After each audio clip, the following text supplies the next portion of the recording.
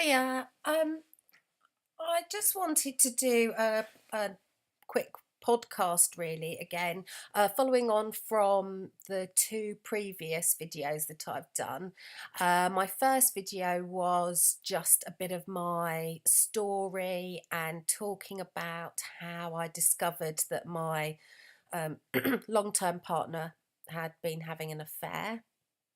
And my second um, podcast video that I did was just looking at signs that your partner might be having an affair. Um, and I think in some of the videos, I've sort of talked about the ways I've been trying to move forward in my life. And I just thought it might be helpful to others just for me to talk a little bit about antidepressants and my experience with them, and to just talk about a bit about whether they were helpful, weren't helpful, um, so that you can perhaps just take this as my opinion. But if you're considering, if you're the victim of an infidelity, your partner's been cheating on you, you've just discovered it, or you suspect it, just to get a bit of perspective really on, from someone who's been there. So when I first discovered my partner was cheating, I went through various different sort of emotional phases. I discovered the cheating in it was in July, and initially I think there was a big shock to the system, and certainly for the first few months after that, I don't think it fully registered sort of the full impact of what had actually been going on, and not just the sexual aspect of it, but the emotional aspect, the lying, the manipulation, um, and which in some respects was a lot harder to deal with than the actual physical, um, what was actually physically been going on. I made the decision to stay with my partner. Um, Not everyone does, and it's a very individual decision. But I'd always believed I wouldn't stay with someone if I found out they were cheating on me. Absolutely, categorically, no way, Jose. I just wouldn't be able to do it.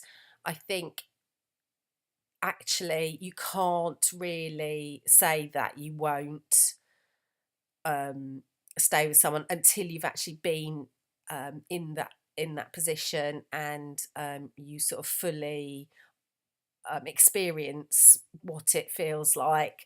Um, and so, yeah, he convinced me that he would really like us to try and work through it, and I amazed myself at agreeing to give it another go. And so, to begin with, I think, as I say, I was still in shock, certainly for the first few months. And initially, I sort of used quite a lot of alcohol to sort of get me through. Um, but I quickly decided that alcohol really wasn't the way forward. But initially, it was helping me to get to sleep at night. I found it really hard to sleep, with sort of everything running through my head. I was having bad dreams if when I did get to sleep, and I became very, very sleep deprived, and life just became incredibly difficult to get through. Um, if you're not sleeping, it is really difficult to function on any kind of level, let alone when you're also dealing with the fallout of infidelity. So by the November of that year, things were becoming very, very difficult between us. And we were going to couples therapy. He was going to individual therapy. And we had been making quite a lot of progress in terms of um, better communication, better understanding of each other. I understood more why it had happened. He understood more about me and about why he had possibly felt pushed away by me. And we were definitely making progress. Um, and on a sort of a conscious logical level, I felt as though our relationship was getting a lot better. We were a lot closer. But on an emotional level, I had these absolute red mist moments where if I was triggered, um, and I'm a very laid back person, I'm quite a calm person. I don't lose my temper very easily.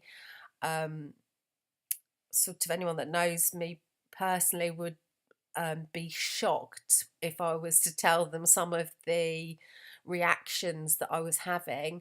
Um, I remember one time when I was triggered so badly by something that he'd said to me that I literally stood at the top of the stairs and I threw the baby gate down the stairs.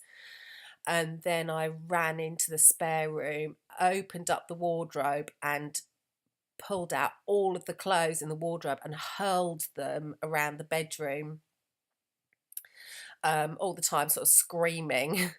um, I was completely hysterical at times, and this is so unbelievably out of character for me. I don't think I've ever screamed at anyone in my life. And so obviously I knew that something was deeply wrong, and I think that obviously I had very deep feelings of betrayal and anger and injustice and resentment. And I just, I felt as though my insides had been ripped out. And even though we were both working really hard to resolve things and to rebuild the trust, um, there was some very just deep, dark emotions that I almost felt were uncontrollable. Um, Especially if I'd had a drink, they definitely surfaced then. Um, and so things had started to get really quite bad. We were rowing a huge amount, and he was trying really hard to be very understanding and patient with me. Um, but it wasn't working. Um, I was trying really hard to suppress my feelings of anger and resentment, um, and just to try and be more proactive with trying to find sort of a way forward for both of us. But I think the feelings ran so deep, it was like someone had unbottled a genie inside of me, and I didn't know how to put the genie back in. So in the November, eventually I kind of gave in to the feeling that perhaps I needed to get some help. And I was also on a daily basis coping with huge amounts of anxiety and even verging on sort of panic. I was being triggered, not quite constantly, but multiple times in the day. Things would trigger me, thoughts of the affair, and it was getting to the stage where I was thinking about the affair more than I was thinking about anything else. And even at times when I should have been working or should have been looking after the kids or having fun with my friends, I was just obsessing and ruminating about the affair, and it was overwhelming. And I think my emotions were just out of control because of the obsession that I had with the affair. I also, um, as I say, I wasn't sleeping, so from July to November, I'd literally only caught sort of snatched moments of sleep. So I think that was also feeding my inability to cope, and it was feeding into my anger and sadness and rage. So I went to the doctors and admitted to the doctor what had happened, and she was very understanding. She was pleased to hear that we were going for couples counselling, and when I explained that, initially I'd been to the doctor and got some sleeping tablets, which she prescribed to me, but she only gave me a week's worth. And then after the week, I was still not sleeping, so that's when I decided to go back. She actually prescribed me with a fairly unusual antidepressant called mirtazapine, which I think is also used to help people who have eating disorders. Um, it's very much, I would take it in the evening, so it was to help me sleep as well as having the antidepressant effects as well. Um, but, and so when I first started taking it, I was just completely overjoyed by the fact that I was actually getting some sleep. And life all of a sudden became so much more easy to cope with because I was getting a decent night's sleep. So initially, I was just completely overjoyed with them and thought they were the best things ever. I did have some side effects. I did feel quite sick to begin with, but that wore off. So yeah, being able to sleep was a massive, massive bonus. It also, the tablets also definitely helped to calm down my panicky anxiety feelings that I was having during the day. And they definitely helped me. They shifted my focus so I would still think about the affair an awful lot, but I don't know fully how they work, but they most definitely helped me to shift my focus a bit, and I was a bit less obsessed with the affair. I was still, thinking about it far too much, but it just generally calmed me down an awful lot. And certainly with the sort of the red mist moments, I was getting fewer of those, although when they did hit, I would say they were just as bad, if not worse, than before. But they were probably happening less frequently. So I was on the lowest dose of the mirtazapine from November through Christmas into the new year. And I was just kind of hoping that time would heal things. We had stopped going to therapy because it had got to the stage where I think I might do a separate podcast for you about my experience of couples therapy, because I think that might be quite helpful.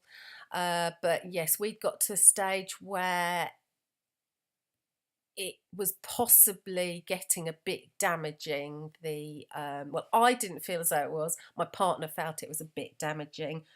We had got some really good tips and advice, and we were communicating better, but it kind of ended up feeling a little bit like, telling the teacher on, I'm going to go and tell the teacher on you, and things that, I would store things up in the week in order to bring them up at the therapy session, and I think that perhaps wasn't particularly helpful.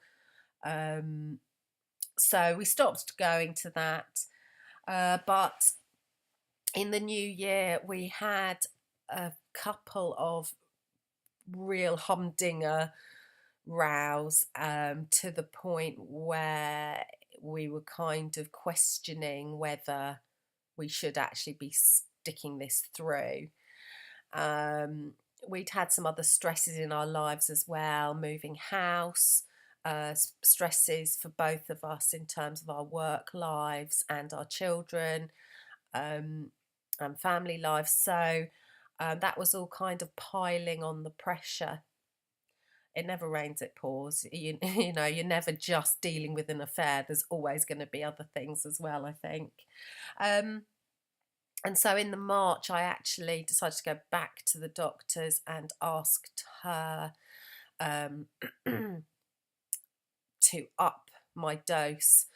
I'd also, I think what triggered that was that in the December, I discovered that my partner had been lying about how long the affair had been going on for. So when I started taking the antidepressants in the November, I'd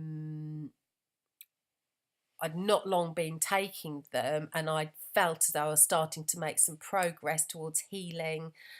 And then I was hit with this sort of double whammy of discovering that actually he'd been lying to me again, and that really knocked me for six. It didn't quite knock me back to the place I was when I first found out, but it really did. Yeah, it took the carpet right out from under my feet again. And so yeah, so I upped my dose then in the March, and that was it was good in the sense that it had that extra sort of numbing effect. Again, it was sort of helping me sleep, but by now I was also starting to feel the negative effects of the antidepressants. I'd started to put on weight because my appetite was really increased. It was also, they were also making me feel really, really sluggish. I didn't feel like exercising. And so not exercising, eating more meant that my confidence was at an all-time low. I just felt fat and lethargic, and I had no energy. It really reduced my sex drive. I just wasn't that interested. And yes, it made me sort of less Mrs. Angry, but it also meant that there were times when, you know, that there was good things going on in my life, but I just couldn't see them. I just couldn't feel them. I'd watch a comedy and I wouldn't really laugh. And that's not like me. I love my comedies. I love laughing. I actually laugh quite easily, like stupid jokes, just, you know, I find hysterical. But I wasn't, nothing was making me laugh. And I think that the lack of joy in my life was actually bringing me down. So even though the antidepressants are supposed to sort of stop you from getting really low, what actually ended up happening was, in a way, yes, I wasn't having the anxiety and the panic and the depths of despair that I sometimes had before. I was actually just feeling quite low because I was big, not interested in sex, not interested in exercise, not interested in working. I had no motivation. In the mornings, I was as groggy as hell. Getting out of bed was an absolute nightmare. And I just felt quite numb, like most of the time. I didn't feel like I was even in the world. I kind of felt like there was a veil between me and the rest of the world. I felt like a bit of an onlooker, a bit of an outsider. I just didn't, I found it hard to connect to people. Um, and so, and I had quite severe family problems. I had a family member who was incredibly ill last year, and So in a way, the antidepressants were helping me cope with that as well as the aftermath of the affair. Um, but they were also numbing my feelings about my family member being so ill. Um, and so I think it got to about autumn time, the autumn of last year, 2018. It got to about the October, and I started to feel as though actually I don't want to carry on like this. I don't want to be so numbed out that I can't, feel any joy. Um, my relationship, my partner was getting a lot better. I wasn't quite so Mrs. Angry, um, but I just didn't feel good about myself, and I didn't feel like I was actually in the world really. And so I sort of gradually cut down um, my dose of antidepressants. Actually, I probably started to cut down in sort of September, October time. And then it got to Christmas just gone, and I'd just been to collect my repeat prescription, and I cut it down to the point where I was taking, on one day I was taking the lowest dose, and then the next day I completely cut the tablet out altogether. By the way, don't do what I did. This is just my experience, but if you're going to cut down your antidepressants, go to the doctors and check the best way to do it. I didn't. I just very gradually, over the course of a couple of months, just slowly took less and less and less. And yeah, over Christmas, I picked up my prescription and I promptly lost them. I have no idea where they went. Um, and I just decided, I had to chat to my partner and I said, oh, I don't know if Christmas is a good time to go cold turkey. And he just kind of said, well, there's never going to be a good time, so why not do it over Christmas? And I actually decided, you know what, actually, you're probably right. There is never going to be a good time. And maybe over Christmas, when, I wasn't working, had the kids around, there is some sort of joyfulness going on as presents and nice food and good films. And so I just stopped taking them. And I had, as I say, I had cut them down very gradually. So it wasn't too much of a shock to the system, I don't think. And so now here we are. I'm sort of on the other side, really. I don't know if the chemicals have fully left my body yet, but we're sort of couple of weeks into January, so I'm pretty sure I'm pretty much back to normal. I'm back to having problems getting to sleep because for over a year I've been sort of reliant on them to help me get to sleep. And I haven't been feeling that well just with a cold. But I think that once I sort of feel better physically, I'm going to start to get out and do more exercise. Already I've got about 10 times more energy than I had when I was on them. My appetite has gone back to normal. I'm not eating.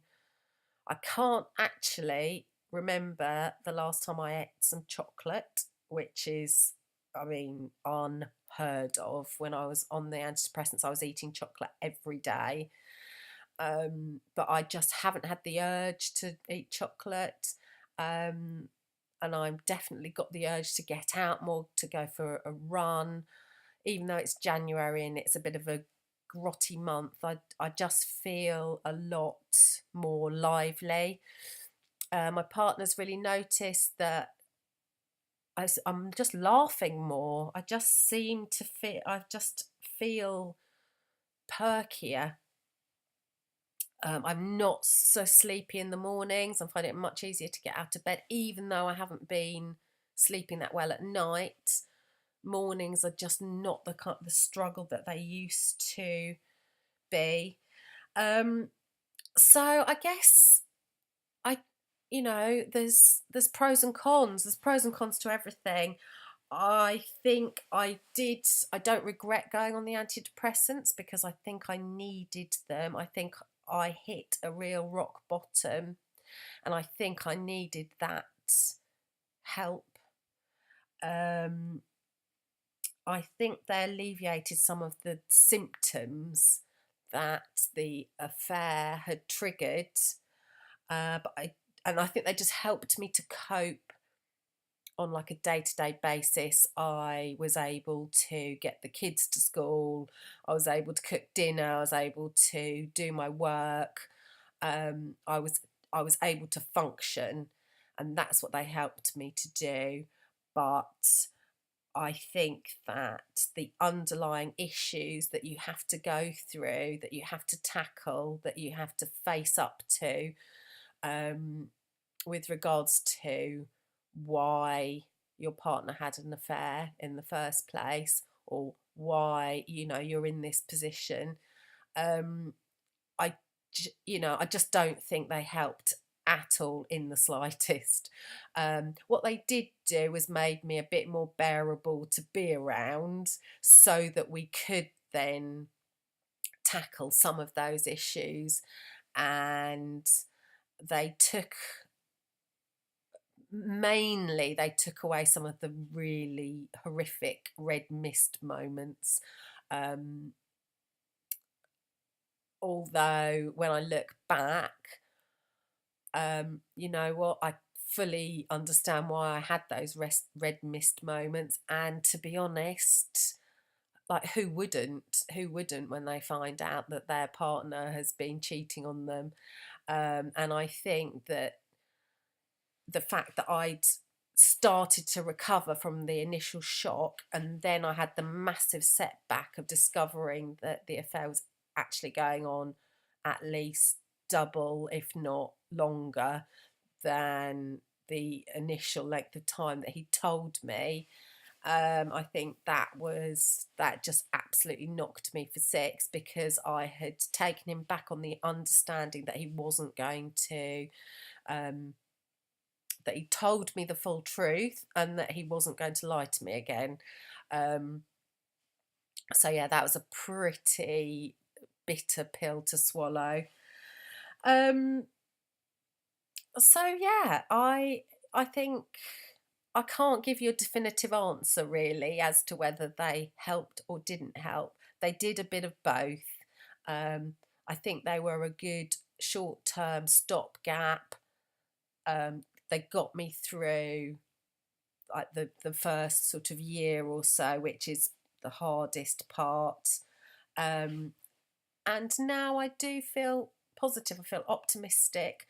We I've seen massive changes in my partner. I've put him through hell and back in the past year and a half. He's had to like just completely He's had to change pretty much everything about himself in order to sort of meet me halfway, to understand what he did to me, to change so that we can have a future together. And for that, I'm massively grateful. But if he hadn't have done that, I don't think we would still be together. And I don't think that it was the antidepressants that forced the changes in him. I think more than anything, it was the couples therapy and the fact that he nearly lost me. And I think he had like the biggest wake up call of his life, realizing that, I don't have to hang around if I don't want to. So yeah, I hope that's been helpful. Um, I know most of you probably don't want to comment on these podcasts, and I understand that because of, you perhaps want to keep your identity secret as I do. If you do want to reach out, I'd love to hear from you. If you've had experiences with antidepressants, I'd also really appreciate hearing from you.